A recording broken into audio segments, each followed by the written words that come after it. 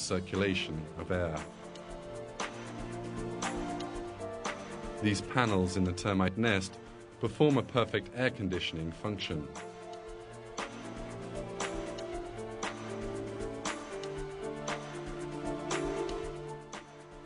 And there are other amazing examples of termites' construction knowledge. Another species of northern Australia makes nests in the shape of a dagger, very wide but with very fine edges. The secret of these nests lie in their angle to the sun. The nests are at such an angle that at noon, when the sun is at its height, only a very small surface of the nest faces the sun, and thus heat is kept to a minimum. The same angle is employed in all these species' nests, with no mistakes. But the most striking feature of this subject is that the termites, which do all this wonderful building, are blind. So, how do these tiny creatures, which cannot see a centimeter in front of them, construct these giant towers based on fine engineering calculations? How do the 1.5 million termites in one nest manage such perfect cooperation? A famous British naturalist, David Attenborough, makes this comment on the question in one of his documentaries. Each worker places its pellet of mud in a position demanded by a master plan, though how they're able to do so, we don't begin to understand.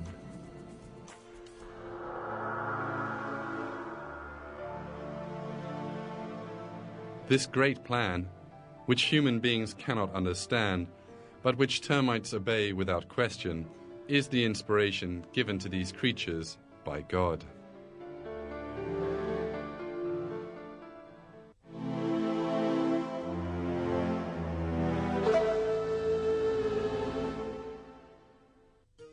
Another of nature's master architects are weaver birds, which build their nests by sewing blades of grass to one another.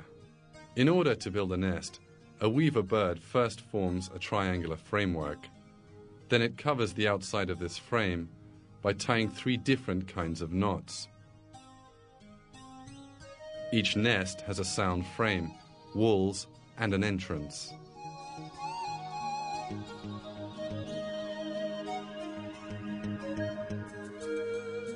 The first step in the construction of the nest is the tying of a long, thin blade of grass to a thin branch.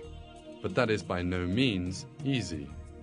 The weaver bird has a real struggle to tie just one knot. It is very important for this first knot to be in the correct form. Otherwise, there will be no point in continuing with the construction of the rest of the nest. Because if the first knot is wrong, then the rest of the nest will all be wrong too, as they are all based on the first one. The knots multiply over time and take on the form of a hoop. The bird has to carefully calculate the dimension of the hoop it forms. The hoop has to be big enough for itself to enter, but small enough to keep other larger birds out. The bird gets the ideal size for the hoop right at once and every time.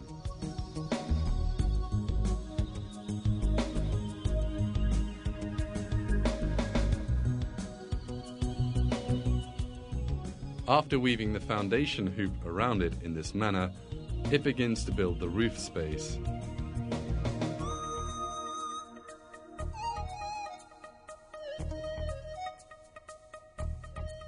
The technique weaver birds use to build their nests is the same as that used by human weavers. They weave the blades of grass by passing them under and over each other.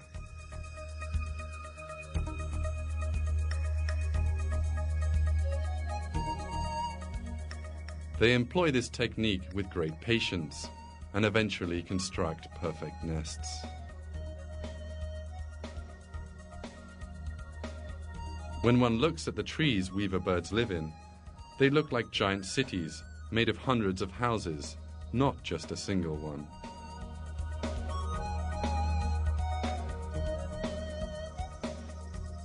Every single weaver bird has built a house of the same construction, obeying the same power.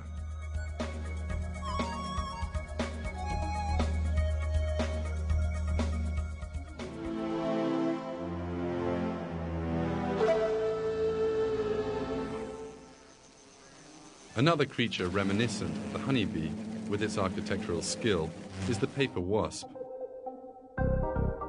This species of wasp chews pieces of wood and uses them to produce cellulose, in other words, paper.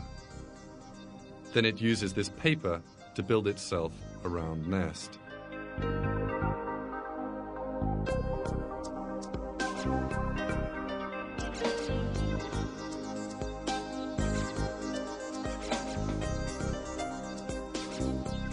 It makes hexagonal combs, just like the honeybees, from the paper which it sticks to the inside of the roof. It places an egg into each hexagon on the roof. Some 3 weeks later, larvae emerge from these eggs.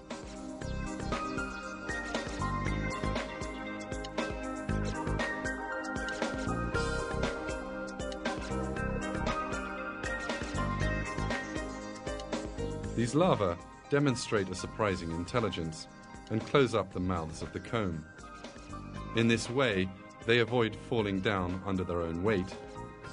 After a few more weeks of growth, they emerge from their cells as adult wasps. The young wasps lose no time in throwing themselves into life. Every task they have to perform is inspired in them by their creator, God. The young enlarge the construction which their mothers began.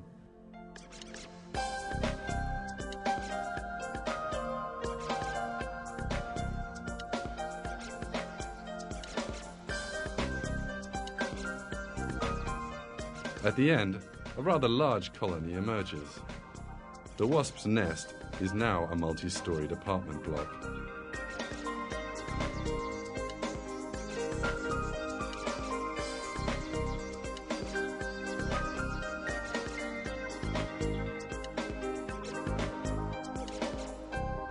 Every wasp born here will abide by the letter to the inspiration given to it.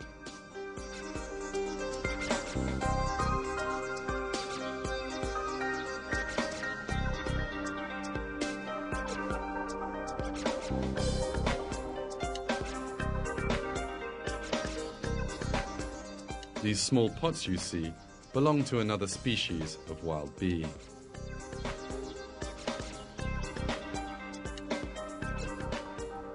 This wild bee makes a sticky mud by mixing its saliva with moist soil. It makes exceedingly regular pots by using the mud it makes. It gives form to the mud by continually turning it around, the same technique used by human beings to make pots. When the pot is finished, it doesn't neglect to add a lid.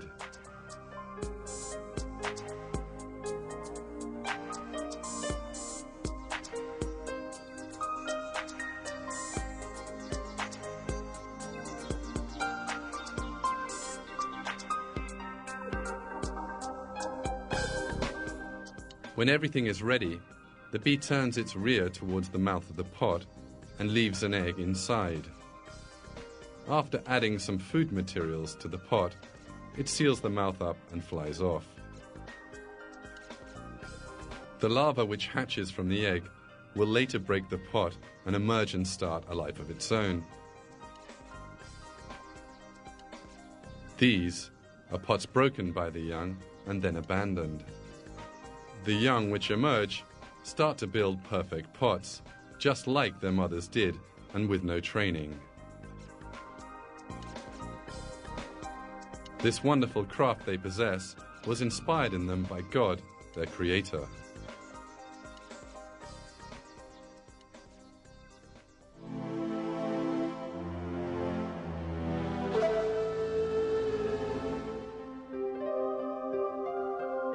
Spiders, on the other hand, make their webs with threads from their own bodies.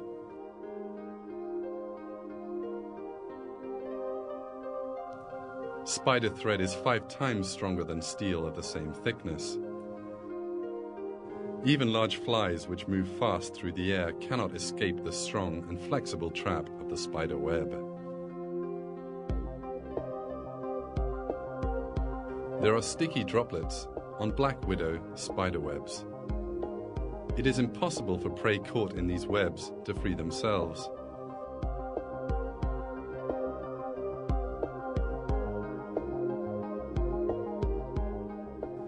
The spider's web is sticky, flexible, and amazingly strong. Beyond being a trap, this web is actually an extension of the spider's own body. The spider feels the vibration of every prey that gets caught in the web and catches it without delay. The web is produced in the spider's hindquarters. It pulls the thread produced by a special organ with its legs. The sticky droplets on the surface of the thread are actually small bunches of thread. These open out when necessary and the web easily stretches.